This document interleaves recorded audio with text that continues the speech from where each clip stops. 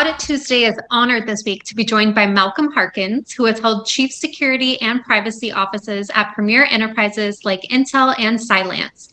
Malcolm is considered to be one of the most established experts on the topic of security and governance on how AI data is collected, stored, and utilized. Thank you very much for joining, Malcolm. Hey, thanks. Happy to be here. So first, Malcolm, it's all in the cyber publication. So Microsoft just reported 38 terabytes of data collected for AI models has been leaked. Isn't this basically what you've been warning the world about for the last 10 years? Well, in many ways, yes. And sometimes, exposures are hopefully in this case inadvertent and somebody made a mistake. But, either way, even if it was a mistake and unintentional, the repercussions on it, including some of the suggestions that potentially malicious code could be injected into the models, there's a wide variety of implications around the exposure of those models and that data that could have ramifications for those that use those models.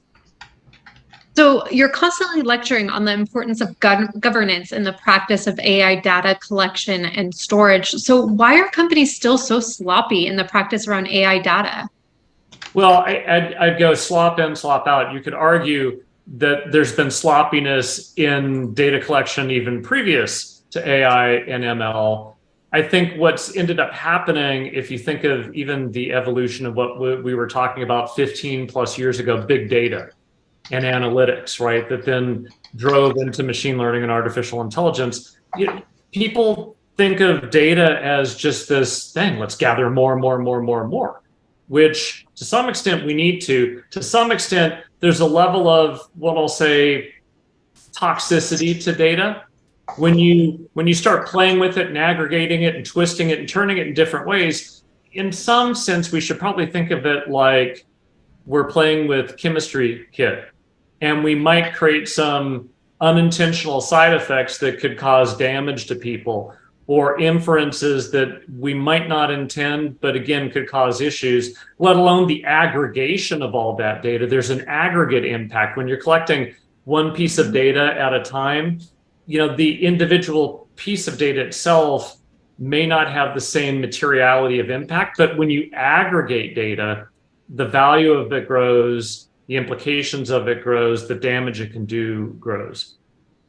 Yeah, and Malcolm, let me go on top of that because I was a newbie to AI when I met you over at Cylance, and I was like, let's build some models. And the first thing the data scientist told me was, gather as much data as you possible. The more data you give us, the better the algorithm. So yeah, it is a yin-yang on that. No, you're exactly right, Garrett, and you know this from our time at Cylance. Even when we were doing some experimental R&D stuff, we were gathering data and we were using our employees as test vehicles to gather information and figure out, is Malcolm actually behind the keyboard or not? Right.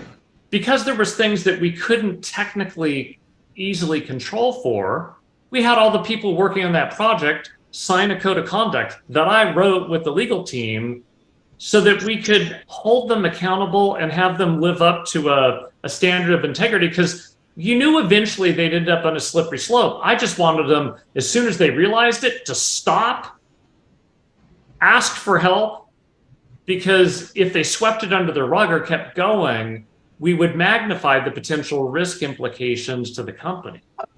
Because we had everything. We had how they typed, right? How they moved the mouse, what applications they opened, how frequently. Those models, from listening to you, I was like, okay, that is some very specific PII type data, So, yeah, well, including the potential inferences that you could have made with it. Good point. Has Malcolm perhaps drank too much wine? Is he impaired in some way?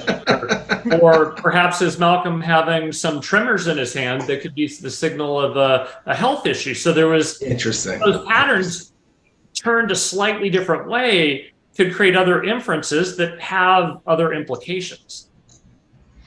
Interesting.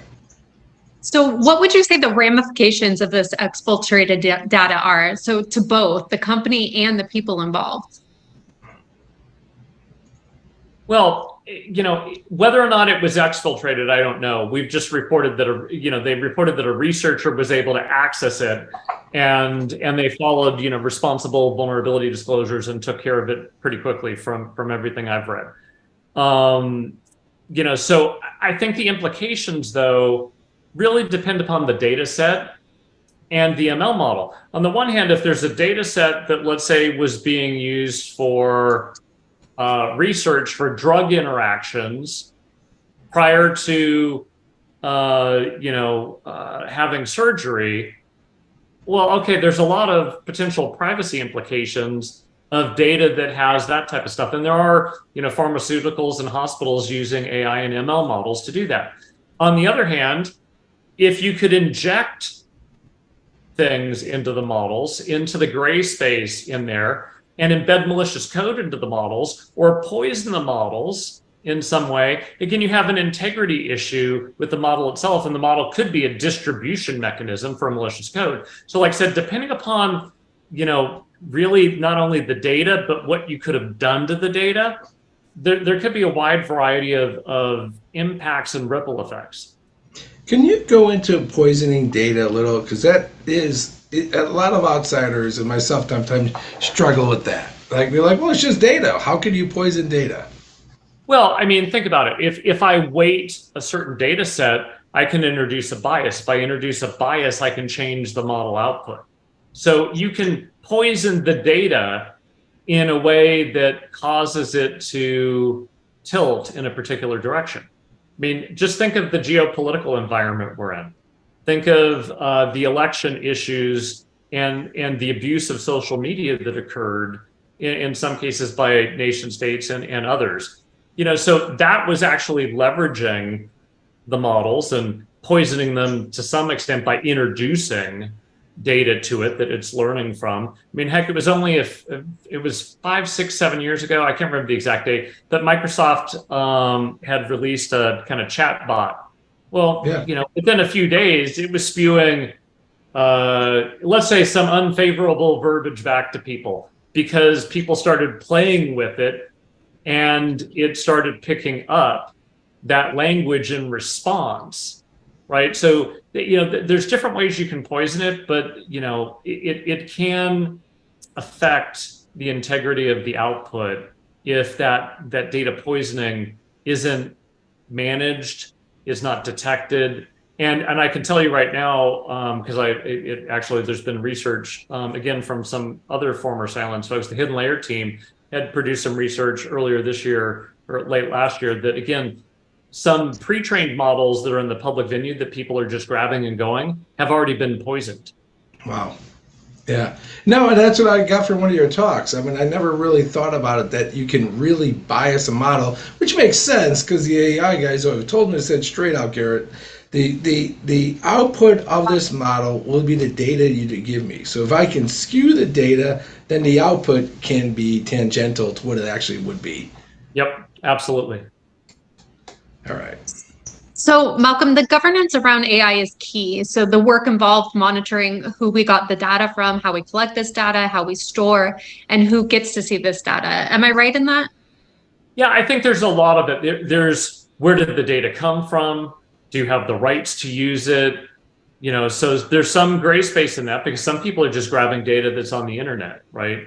And who's to say that that data wasn't illicitly already taken and published and stuff like that. So there's a little bit, there's certainly some of that. Then there's, what are you doing with it? How are you manipulating? How are humans overseeing the training of the models, right? How are you validating the outputs? How are you making sure that the access controls are put in the right place, not only to the raw data itself, but access to the ML models, right? So if you think of this as almost a supply chain, right, in a different sense, data is one of the inputs, and then the output of what the ML modeling, you could look at this as like a supply chain of data and output. What's the input? What's the machine doing? And what's the output?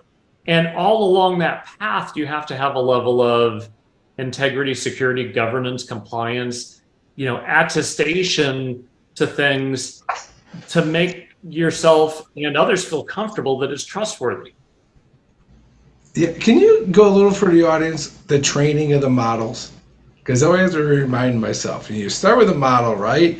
But it's not done. You got to train it with more data. And that's where, I guess that's where the poisoning and all that can come in. It certainly can come in from that training aspect. It can come in from the raw data itself, or it can come in when basically the machine learning is live and people are interacting with it. Because if you can start adding, because every time it's learning, right? And let's say it's a released model and the public is able to interact with it to get output. Well, if it's learning from the inputs, depending upon how you put information into it, you might actually be able to poison it while it's in quote unquote production. Yeah. So what are the sort of governance and security that should be around the AI models? Well, I think there's a number of factors. Like I said, in the upfront sense, if you think of an ML model or an AI model as any other application, it's just one of artificial intelligence. You have to have the right security development lifecycle, privacy by design, right? So you have to think of, it's different because the steps are different than the coding you would normally do if you're creating an application. But you have to take that same concept and say, what do I do up front in a security development lifecycle, privacy by design, to start with the level of assurance, security, compliance. Then there's what I'll say the post production. Now that the machine learning model is an AI model is live and you put it into production, how do you in real time protect quote unquote the AI as you would do real time application security? And along that path, again, there's access to the code, access to the data, access, to the training modules. So everything that we've done in other settings, it's just how do you apply it in the AI and ML world? And there's access controls, there's detection and response, there's prevention up front, all kind of the same set of things, but just applied in a different way for this new capability that, and it's not necessarily new. It's, machine learning and artificial intelligence been around for a while, but we've had this explosive growth, because of generative AI and open AI and all the models and all that type of stuff being just now very generally available to anybody to be able to access and use them. So Garrett, isn't this where UATest comes in? So identity controls around who has access to AI data, AI model creation, and applications that utilize the AI models? 100%. I like what Malcolm said about a test.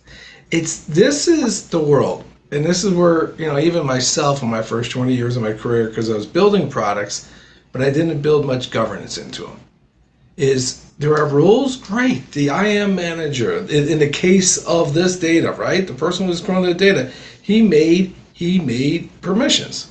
Great. Nothing wrong with that. He's got a day job, guys. That was me. And Malcolm knows it. I was building models. I had a day job. I had meetings to meet. I had investors for the silence to meet. I had whatever, right? Was I sloppy in the policies of who had access? Yes.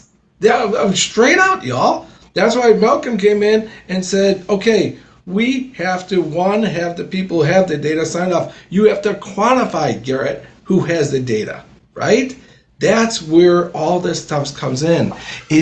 Governance is basically the big brother helping us make sure that we're not over collecting data, helping us that not too many people have access to data, and helping us to make sure the data we collected is not being poisoned. And just to help you all understand how important policies are, okay?